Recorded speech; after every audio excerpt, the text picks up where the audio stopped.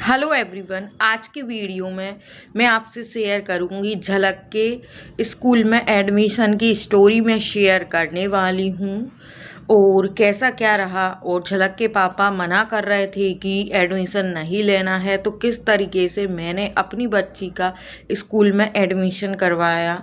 और देखिए, अगर मैं उस टाइम एक्शन नहीं लेती, अपनी बेटी का नाम नहीं लिखवाती स्कूल में, तो आज मेरी बेटी बहुत ही पीछे चली जाती।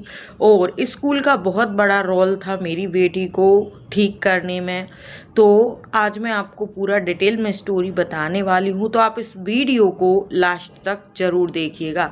जब झलक 3 साल 2 महीने की हो गई थी, उस टाइम मैंने सोचा कि इसको स्कूल में डालना चाहिए, क्योंकि उस टाइम जो कोरोना लॉकडाउन था वो ख़त्म हो गया था। कोरोना की 2 वेव आके चली गई थी।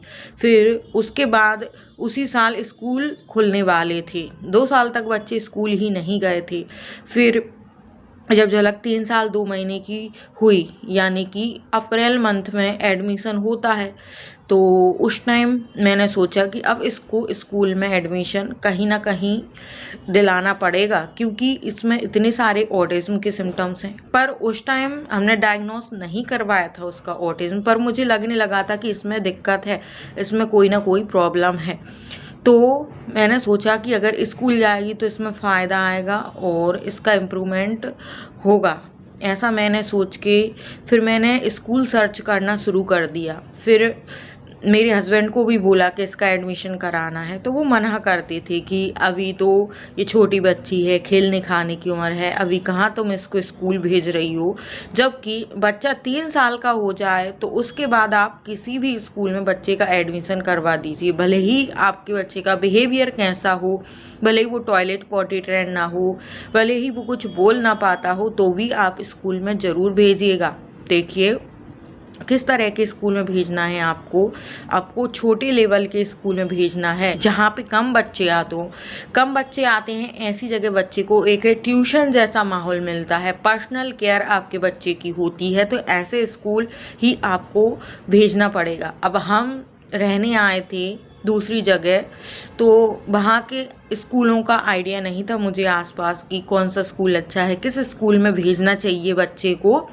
तो फिर मैंने नेट पे सर्च कर दिया कि हमारे घर का एड्रेस डाल के कि इसके आसपास कौन कौन से स्कूल हैं। तो मैंने कई सारे उसमें स्कूल देखे और एडमिशन के लिए भी मैं गई। तो एक स्कूल थोड़ा दूर था और वो अच्छा स्कूल था, तो वहाँ पे भी मैं पूछने गई, तो उन्होंने बोला कि ठीक है, हो जाएगा एडमिशन। और वैसे तो वहाँ पे सीट फुल ही रहती हैं, ज़्यादातर लिमिटेड लोगों को ही एडमिशन मिल पाता है।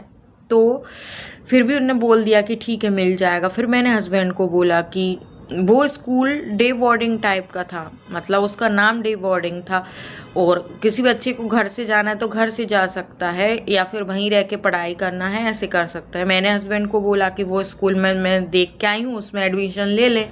तो हस्बैंड ने बोला कि अरे वो तो डे बोर्डिंग है और ऐसे स्कूल में नहीं करना है। तो फिर वैसे स्कूल में नहीं भेजा मैंने। फिर और भी मैं सर्च करती रही नेट पे के हमारे घर के आसपास कौन से स्कूल हैं। फिर बाद में मैंने सर्च किया नेट पे, और अब मुझे स्कूल देखने जाना था। फिर मेरे हस्बैंड घर पे थे उस टाइम, तो फिर उसके कुछ दिन बाद मेरे हस्बैंड जो है कंपनी के काम से, जॉब के काम से बेंगलोर चले गए थे 2-3 दिन के लिए। तो फिर मैंने स्कूल देखना शुरू कर दिया था। मेरी लड़की झलक को लेके मैं 1-2 दिन स्कूल खोजने जाती थी, पैदल चल के भी जाती थी, ऑटो रिक्शा से भी मैं जाती थी। तो मैंने देखा कि एक प्ले ग्रुप टाइप स्कूल है हमारे घर के, ये मान ली घर से 2-2.5 किलोमीटर दूर है। तो मैंने देखा वो स्कूल किड्जी स्कूल था, जो कि जिसकी ब्रांच सभी जगह फैली हुई है। तो मुझे लगा कि किड्जी स्कूल ही भेजना बच्ची को सही रहेगा, और बच्चे में इतने सारे सिम्टम्स हैं, बड़े स्कूल में वो कैसे मैनेज कर पाएगा, छोटे प्ले ग्रुप टाइप स्कूल में ही उसको भेजना सही रहेगा। जब झलक 6 महीने की थी, तब वही किड्जी स्कूल वाली जो मैम होती हैं वो हमारे घर आई थी प्रचार करने के लिए कि यहाँ पे किड्जी स्कूल है, आपका बच्चे को आप भेज सकती हैं, बड़ा हो जाएगा तो हमारे स्कूल में भेजिएगा। तो फिर वो बात मेरे दिमाग में थी, ध्यान में थी कि जब ये 6 महीने की थी तब वो आई थी और वो स्कूल ही सही रहेगा इसके लिए। तो मैंने क्या किया कि 2-2.5 किलोमीटर पैदल चल के मैं झलक को लेके गई, क्योंकि मुझे स्कूल ढूंढना था, इसलिए मैं ऑटो रिक्शा से नहीं गई। और उस टाइम कोरोना का माहौल भी था, तो ऑटो रिक्शा में बैठना मुझे सही नहीं लगा। तो फिर मैं ढूंढते ढूंढते पूछते पूछते 2.5-3 किलोमीटर पैदल चल के मैं स्कूल में गई। मैं स्कूल के बाहर गई तो वहाँ पे बोर्ड लगा हुआ था, मतलब एक सोसाइटी है उसके अंदर पीछे जाके स्कूल था। तो वहाँ पे मैंने पूछा, जो बाहर वॉचमैन बैठता है, मैंने बोला कि किड्जी स्कूल इधर ही है? तो उन्होंने बोला हाँ पीछे है। तो मैंने उनको बोला कि हमको स्कूल देखना है। तो उन्होंने बोला कि आपको अभी परमिशन नहीं है, यानी कि किसी को अंदर आने का अलाउ नहीं किया है। तो बाहर से ही मैं देख के चली गई थी, मुझे लोकेशन पता चल गई थी कि हाँ इधर ही स्कूल है। फिर ऑनलाइन मैंने नेट से नंबर निकाला स्कूल का, मैंने कॉल किया। तो स्कूल के सर बहुत ही अच्छे थे, उन्होंने बोला कि वॉचमैन बोल रहा था कि कोई मदर मिलने आई थी एडमिशन के लिए। तो वो स्कूल वाले बोले कि मैंने उनको डांटा कि अंदर आने देते, क्यों नहीं आने दिया आपने अंदर। फिर उसके बाद ऐसे करके फिर मैंने उनको बोला कि हाँ एडमिशन करवाना है। तो उन्होंने बोला ठीक है आ जाइए ये डॉक्यूमेंट लेके। तो फिर मैं सुबह जाने लगी झलक को लेके स्कूल एडमिशन के लिए। फिर मेरे हस्बैंड ने बोला कि अभी नहीं जाना है, एडमिशन नहीं लेना है, अभी तो ये छोटी बच्ची है, खेलने खाने की उम्र है, अभी कहाँ तुम इसको स्कूल भेज रही हो, ना तो ये अभी पूरी तरह से टॉयलेट पॉटी ट्रेंड है, ना तो ये बोल पाती है, एक जगह बैठती नहीं है, बच्चों को मारती है, इतने सारे बिहेवियर है, तो कैसे तुम इसको भेज रही हो। तो मैंने बोला कि भले ही कोई भी बिहेवियर हो, जब तक भेजेंगी नहीं तब तक सीखेंगी नहीं। और ये कोई दूध पीती बच्ची नहीं है, अभी 3 साल 2 महीने की हो गई है, इसका नर्सरी में एडमिशन होगा। आपको नहीं जाना है तो मत जाइए, घर पे ही रहिए, मैं ही अकेली लेके जाती हूँ स्कूल, मैंने स्कूल देख लिया है और मैं इसका एडमिशन करवा के ही रहूँगी। यकीन मानिए पेरेंट्स, अगर उस दिन मैं उसको एडमिशन के लिए नहीं ले जाती तो पढ़ाई में वो 1 साल पीछे हो जाती। फिर मैं जाने लगी तो मेरे हस्बैंड बोले चलो मैं भी साथ चलता हूँ। फिर हम साथ में गए, हमने एडमिशन लिया। मेरे हस्बैंड ने पहले भी वो स्कूल देख लिया था, एक दिन भी मैं दिखाने ले गई थी, तब हस्बैंड बोले कितना छोटा सा स्कूल है, घर में ही स्कूल खोल रखा है, ऐसे स्कूल थोड़ी भेजेंगे लड़की को। तो उन्होंने मना किया था, पर मैंने बोला नहीं उसी में ही लेना है एडमिशन अब बच्ची को, क्योंकि मुझे वही स्कूल सही लग रहा था, क्योंकि वो खेल खेल में सिखाते हैं बच्चों को। तो फिर मैंने बोला लेना ही है इसी स्कूल में। तो मैं अड़ गई जिद पे, तो उन्होंने बोला ठीक है ले लो। फिर वो जाने लगी। कुछ दिन 1 महीने तो मैं उसको ऑटो रिक्शा से उसको छोड़ने जाती थी, लेने जाती थी। फिर उसके बाद फिर हमने वैन लगा दी थी, तो वैन से वो आती जाती रहती थी। कुछ दिन मैं उसके साथ वैन में बैठ के भी गई थी और उसके साथ वैन में बैठ के जाती थी। फिर बाद में लौटते टाइम भी मैं वैन में बैठ के उसके साथ ही आती थी।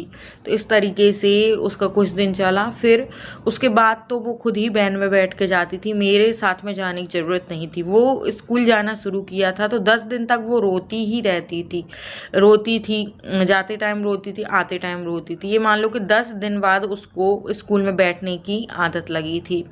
और फिर ऐसे ही करके धीरे धीरे स्कूल वाले बोलने लगे थे कुछ महीने बाद कि ये रोती है और एक जगह नहीं बैठती है और बच्चों को मारती है, ये मेजर प्रॉब्लम है। और समझाते हैं पढ़ाते हैं तो एक जगह नहीं देखती है, कुछ सीखती नहीं है। उनने सब कुछ बताया और बोला कि आप इसको एक बार डॉक्टर को दिखा लीजिए। तो फिर उसके बाद हमने डॉक्टर को दिखाया। फिर झलक कुछ लिख नहीं पाती थी तो मैंने उसका ट्यूशन लगाने का सोचा, क्योंकि ट्यूशन लगाने से कई सारे फ़ायदे होते हैं। ट्यूशन बच्चे को भेजते हैं तो कई बच्चे आते हैं, तो उससे अपने बच्चे का सोशल बिहेवियर अच्छा होता है, लैंग्वेज डेवलप होती है और वहाँ पे वो और बच्चों को देख के लिखना शुरू करता है। अपन घर पे ट्राई करते हैं तो बच्चा लिखता नहीं है, आलस करता है। और जब अपन बच्चे को बाहर भेजेंगे ट्यूशन वगैरह तो बच्चा अच्छे से वहाँ पे और लोगों को देख के पढ़ेगा। और वहाँ पे मैडम डांटती भी है, थोड़ा थोड़ा मारती भी है। और स्कूल में मारना बिल्कुल अलाउड नहीं रहता है, डांटना भी अलाउड नहीं रहता है। जब मैंने ट्यूशन भेजा झलक को उस टाइम भी उसके पापा ने मना किया था कि ट्यूशन क्यों भेज रही हो, तुम ही पढ़ा दिया करो, ट्यूशन भेज रही हो तो ट्यूशन की जो फीस के पैसे हैं तुम ही देना, मैं नहीं दूंगा। तो उन्होंने ऐसा बोला तो मैंने बोला ठीक है मैं दे दूंगी, ट्यूशन तो मैं इसको भेजूंगी ही। फिर मैं उसको ट्यूशन भेजने लगी तो ये मान लो कि 1-2 महीने के अंदर ही वो अच्छे से लिखने लगी थी और उसकी जो लर्निंग है वो शुरू हो गई थी। तो इस तरह का जो झलक का पढ़ाई का सफ़र रहा है। और भी कोई स्टोरी आपको सुनना है तो आप मुझे कमेंट करके बता सकती हैं, या फिर कुछ और पूछना है, आपके बच्चे में कुछ समस्या है और आपको सॉल्यूशन चाहिए तो आप मुझे कमेंट करके बता सकते हैं, मैं रिप्लाई ज़रूर करूँगी और अलग से भी आपके लिए वीडियो बनाऊँगी मैं। तो पेरेंट्स वीडियो कैसा लगा, अच्छा लगा है तो लाइक और शेयर कर दें, चैनल पर नए हैं तो सब्सक्राइब भी कर दें। तो चलिए आज के लिए बस इतना।